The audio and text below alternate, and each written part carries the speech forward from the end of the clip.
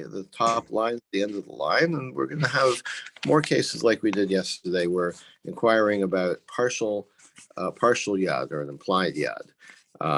Yesh yad l'tzedakah and yad l'tzedakah. What about if someone declares something for charity? What are we talking about? This coin is for tzedakah, and this one too.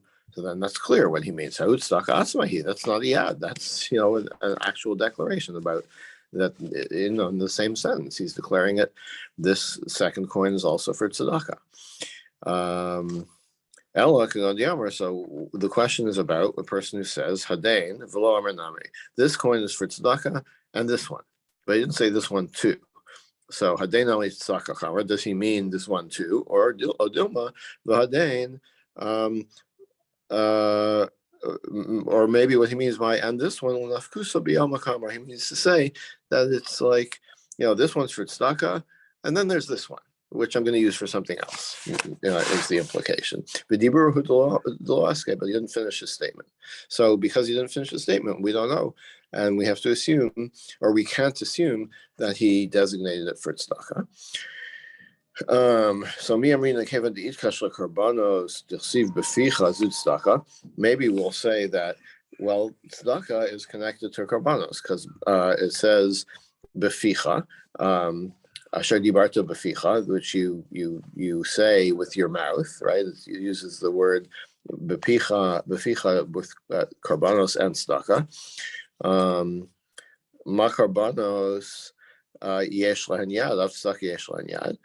So do we therefore imply that just as we know that about karbanos, there you can use a partial declaration, so tzedakah counts too. Maybe no. Maybe the only reason that they're linked is regarding that you can't pay up late, right? But as far as yad is concerned, maybe there's no indication. Again, it's left unresolved. Yesh yad lehefker. Now we're going to ask the same thing about hefker. If a person declares his property ownerless. Yesh yad lehefker domain yad lehefker. So when I said hainu tzedakah, well, why would there be any difference between hefker and tzedakah? Because they're both transferring of property, right? In the case of property, you say you're going to transfer your property, or you're designating your property for tzedakah, and in the case of hefker, you're designating your property to be ownerless.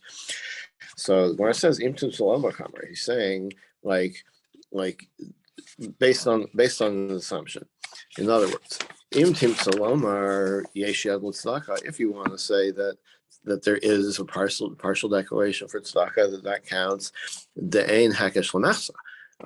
So maybe you would say that's because, look, there is a connection between tzedakah and karban, and it has to apply for everything. Like there's no, you can't, maybe you think that you can't, if there's a connection, then it counts for everything. So in other words, not just, as we said before, possibly not, there's no possibility that it's just for Baal Ta'acher, but it's also for Yad. It's connected to Karbanos. But Hefker, mi amrina hayin tzedakah. So do we say, so if you say ein hakesh l'nech, so that you can imply about tzedakah that like Karban, partial Yad counts. So then do we extend that also to Hefker? Odilma. So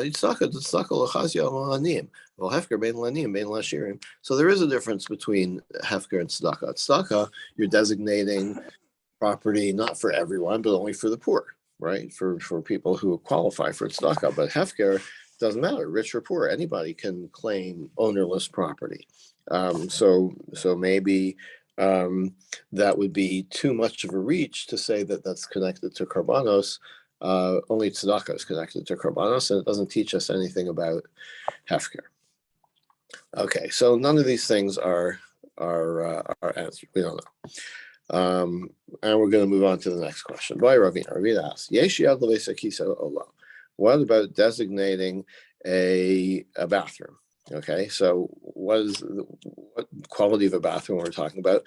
Once something is designated and used as a bathroom, it's not a place where you can study Torah, where you can put on tefillin, etc.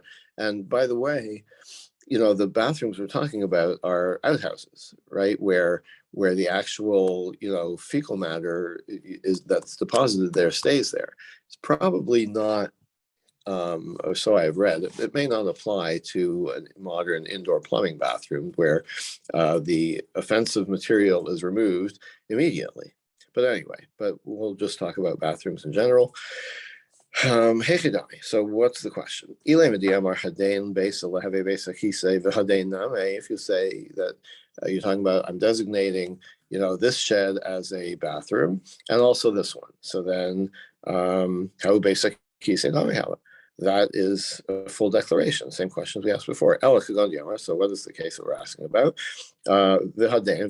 If he says this shed is a bathroom and this one, but he doesn't say this one too. My Haden di Amar Vahaden.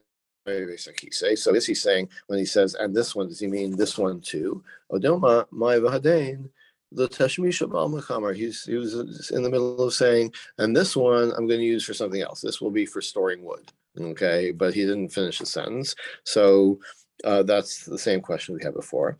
So Michlal Dipshita Ravina Diesh Zimun Levesakise. All right, so first of all, we can deduce from this that I mentioned before, if you designate and use a bathroom, but this indicates that the designation is sufficient because Ravina is asking the question about designation. If you just say this is now a bathroom, but you haven't used it yet as a bathroom, so it seems like Ravina says that counts as a designation, and it's already forbidden to use this for holy purposes.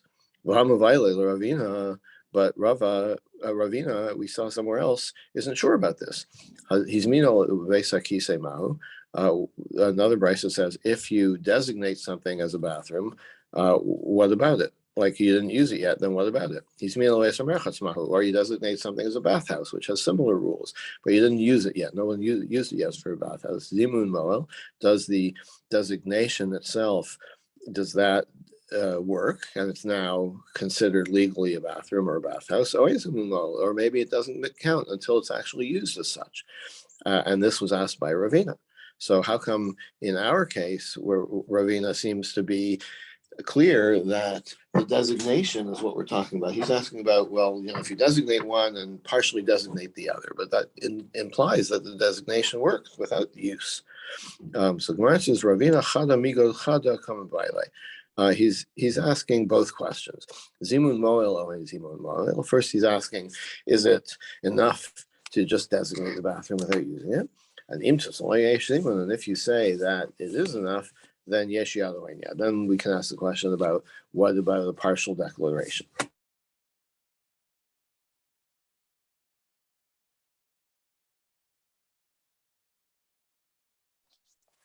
Okay.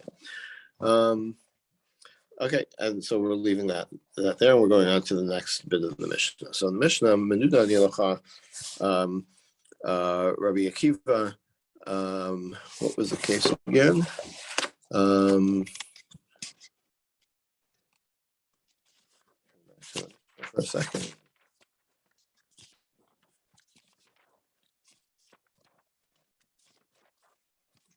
Feel free to help me out, by the way.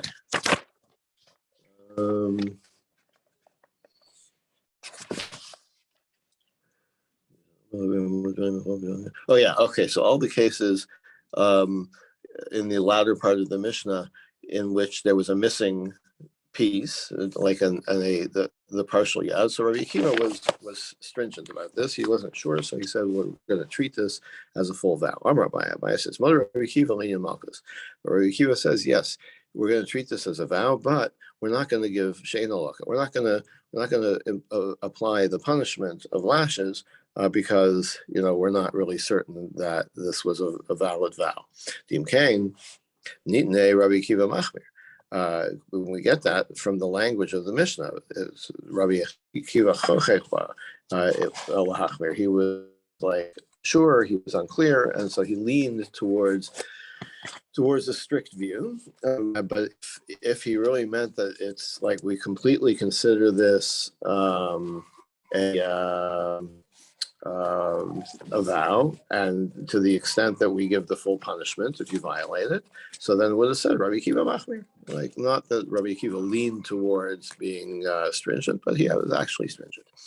Amar Papa, Benedina Minach. What about the case where a person says, I am, he uses the word Nedina, here's a good translation, I'm detached from you, meaning that, the implication is that I'm swearing off any benefit from you. Okay, so that language, everybody agrees, is a good vow.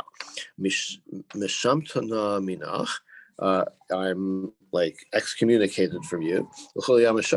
That's not a good vow, because that's not one of the valid languages, one of the common languages of the Nedarim. But my plea, okay? So then what are we arguing about? Which phrases are we arguing about in the Mishnah? B'menuda nilacha, we're talking about this phrase, I am menuda to you. Rabbi Akiva, so it's hard to parse these out in English because we're talking about technical terms, which all more or less, mean to us the same thing, but there are, certain words that imply a formal vow and certain words that don't. So Mishimtina minach is not for sure not a vow. Mandina minach is for sure a vow, but Menuda nilacha, that's unclear. That's what the Mishnah is discussing. Rabbi Akiva saw relation of Dinuduya, who Rabbi Akiva says he's going to be strict and say, yes, this is a vow language. For Rabbi saw relation to Mishamatna, who the rabbis say, no, it's more like an excommunicating language, which is not a valid neder. Uplika Rav Chisda. Rav Chisda has a different view. Da'u Gavra Diamar, there was a case of a person who said, Mishamatna benichse divrei Rav Yirmiyah Barabba. He used this word, I'm excommunicated from the property of the son of Rav Yirmiyah. Also, so they came to Rav Chisda. So he ruled, Leis dechashlo lahad Rabbi Akiva. Nobody cares about what Rabbi Akiva said in the Mishnah. Kasavar b'mishamatna. Nobody cares about Rabbi Akiva. In other words, we don't follow Rabbi Akiva. And so this word mishamatna is definitely not a vow word. So kasavar b'mishamatna pligi. Okay, so from Rav Chisda's statement, it's like he would not say that Rabbi Akiva agrees that mishamatna is not a vow language. No, he would say the Mishnah is discussing mishamatna, excommunication language, and he's saying that sure, Rabbi Akiva says we should be strict, but nobody pays attention to that view. Okay. Amar of Ela, Amar Rav Ela said, Nidahu b'fanav, ein matirin lo el b'fanav. If someone was excommunicated in person, a material oil b'fanav. So you can, annul the excommunication, but you can only do it in person, where the person is present. But if they excommunicate not in his presence, material oil then it doesn't matter. You can annul the excommunication whether in his presence or not in his presence. Okay, it's just a standalone statement. No issues with that. Amar Chanin said, if someone hears, there's one of the 10 commandments is don't take God's name in vain. So if you hear somebody doing that, you have to excommunicate him. And if you don't do so, then you get excommunicated. Okay, it seems a little harsh.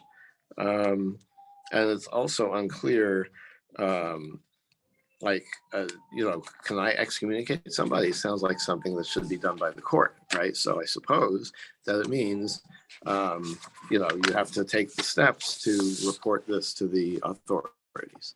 And why does the one who hears the blasphemy, why is that person, equally liable? Because if this becomes common that people take God's name in vain, then we observe that everywhere that is common, poverty is also common. Vaniyus kamisa, and poverty is like death. How do I know that? Shneimar ki mesu kol hanashim v'magshim es nafshecha. God says to Moshe, when he's in exile in Midian, you go back to Egypt because everybody who wants to kill you has died. That's not true. We know that they haven't died. So, Batanya, so we have to interpret death as something else, and we're interpreting it as poverty. Vitanya, and we have a brisa, omisa o oni. Wherever the rabbis looked askance at something, then it causes either death or poverty. So, in other words, death and poverty are linked, are cousins, if you will, and that's why we make these kind of over-the-top statements to try to prevent blasphemy from becoming common.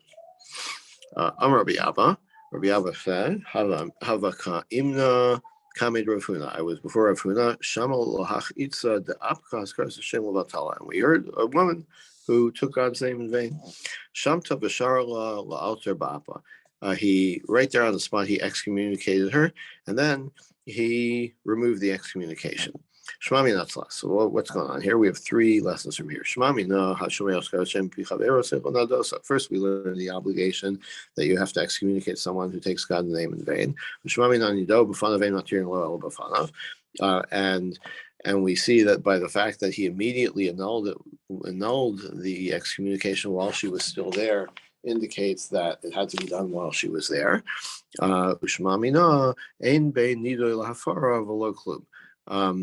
That there's no required waiting period. So I guess, he was sensitive. The way I read this, he was sensitive to this idea that you have to excommunicate these people, but he didn't feel like everybody could, just be excommunicated for that. So he excommunicated her and immediately annulled it, and there was no requirement for the excommunication to last any period. Amar Rav Gidol Rav Gidol says, that is what I raised before. A Talmid Chacham can excommunicate it himself and then annul the excommunication himself. Pshita, so isn't this obvious? Anybody can do that, right? So no, you might think that once you lock yourself in, a prisoner can't free himself from jail. Kamash Malani tells us no, a Torah scholar can revoke his own excommunication. So let's clarify what are we talking about? Like the case of Mar Zutra.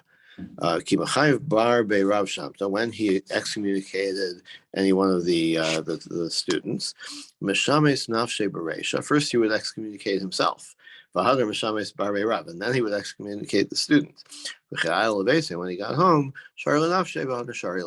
then he would unexcommunicate himself and unexcommunicate the student. So I think the point is that if he were still excommunicated, then he wouldn't be able to annul the excommunication of the second guy, although he was apparently still allowed to carry out the excommunication of the second guy. And also this raises the question, when he went home, but the student's not there. And we just said if you excommunicate somebody in person, you have to annul it in person. The Gemara doesn't go there, so of course we can interpret the case the way it lines up with previous statements. Rav Gidol also said, how do you know you can swear to do a mitzvah? This is from Tehillim. Yeah.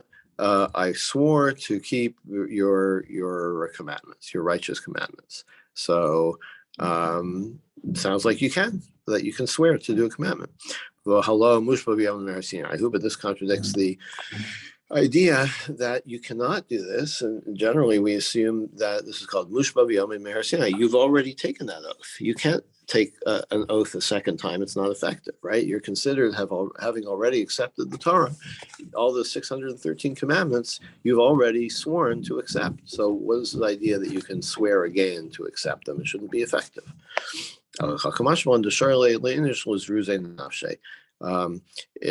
not that it's really effective, but you can say this in order to kind of reinforce for yourself that you want to do this mitzvah. Let's say, you have trouble fulfilling some mitzvah, and you say, I swear I'm going to do this mitzvah. So it's not effective legally as an additional binding oath, but it's a motivation for yourself saying, oh yeah, I promised I would do this, so I'm going to do it. Okay, let's drop it here for today, and David will pick up tomorrow. Thank you, Dov. Have a good day. Bye.